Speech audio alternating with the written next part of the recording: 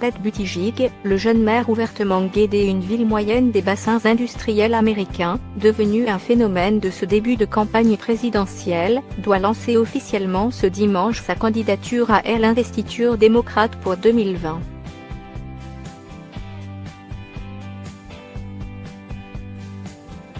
À 37 ans, ce millennial diplômé de Harvard, opposition progressiste, qui a servi en Afghanistan, ne cache désormais plus ses ambitions, déloger Donald Trump de la Maison-Blanche.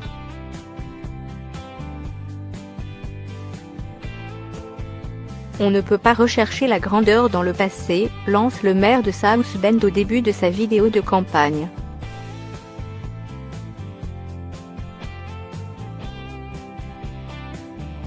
Un tacle évident au slogan de Donald Trump martelé depuis des années, rendre sa grandeur à l'Amérique.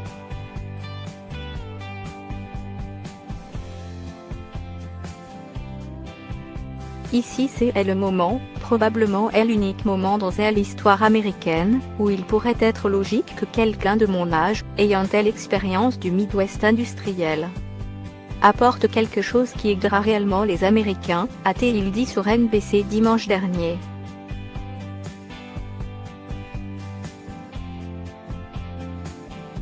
Car Pete Buttigieg, né dans cette ville de l'Indiana, vient de ces territoires qui ont fait basculer l'élection en faveur de Donald Trump. La Rust Belt, cette ceinture de la roue située au nord des États-Unis et abîmée par le déclin des industries.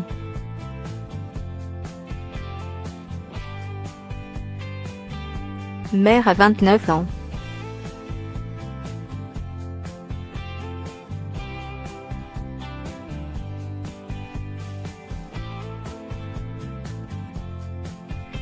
Ce polyglotte, il a appris 7 langues et s'est érigé en réformateur pouvant être entendu par les électeurs des bassins industriels.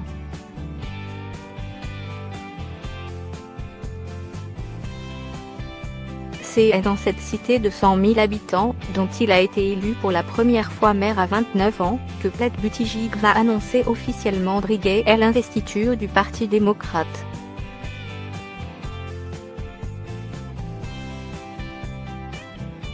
Près de 3 mois après le lancement de son comité exploratoire pour une candidature, les résultats sont au-dessus de ses espérances. Pete Buttigieg est bien l'étoile montante de cette course démocrate vers la Maison-Blanche.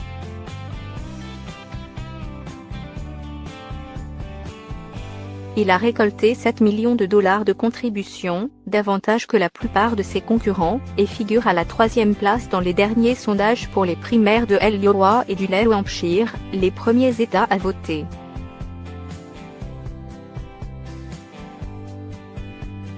Malgré un patronyme difficilement prononçable, Buttigieg, conseille la bio de son compte Twitter Mayor Pete le maire s'est donc fait un nom dans cette campagne.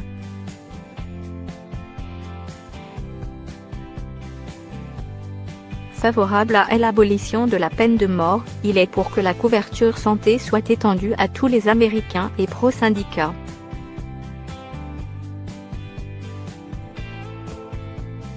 Un candidat ouvertement gay.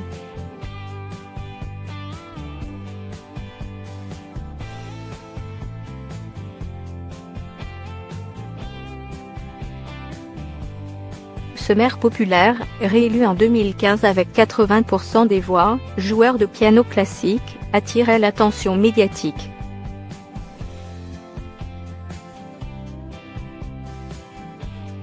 La fascination est en partie liée à ce que signifierait son entrée à la Maison-Blanche.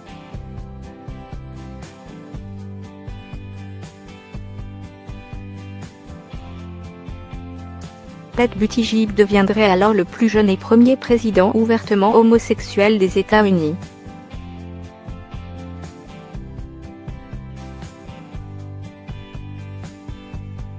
Charismatique, il n'hésite pas non plus à croiser le fer avec le vice-président Mike Pence, sur les questions de foi et d'homosexualité.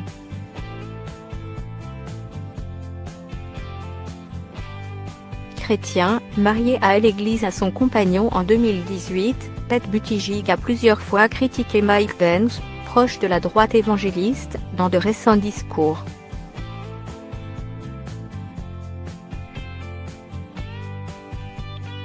Je peux vous dire que si le fait que je sois homosexuel était un choix, c'est un choix qui a été fait haut, très haut.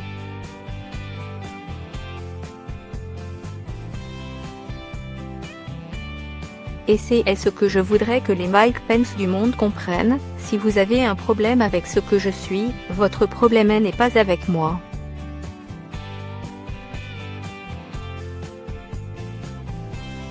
Votre problème, monsieur, est avec mon créateur, a-t-il dit.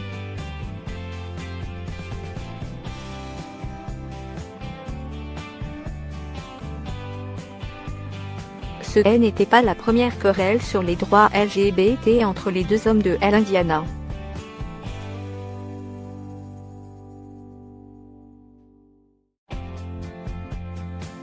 En 2015, Mike Pence, alors gouverneur de cet État conservateur, avait été très critiqué pour avoir défendu une loi sur la liberté religieuse, vue par ses détracteurs, dont Pete Buttigieg, comme une façon de discriminer la communauté homosexuelle.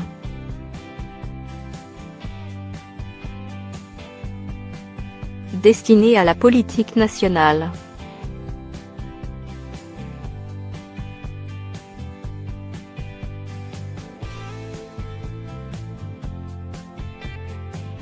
Le choix du lieu de sa candidature officielle, Studebaker, n'a rien d'anodin.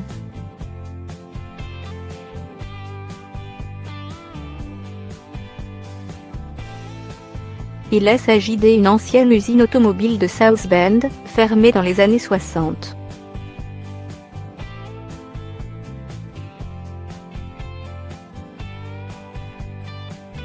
Depuis son élection à la mairie, le lieu a été transformé en complexe pouvant accueillir des nouvelles sociétés de la high-tech.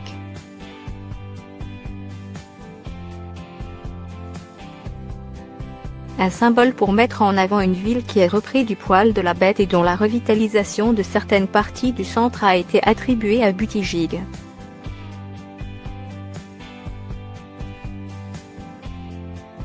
Son charme, pour beaucoup de gens à South Bend, tient à sa capacité à aller de l'avant et se focaliser sur les jours meilleurs à venir, estime Elizabeth Bennion, professeure de sciences politiques à l'Indiana University.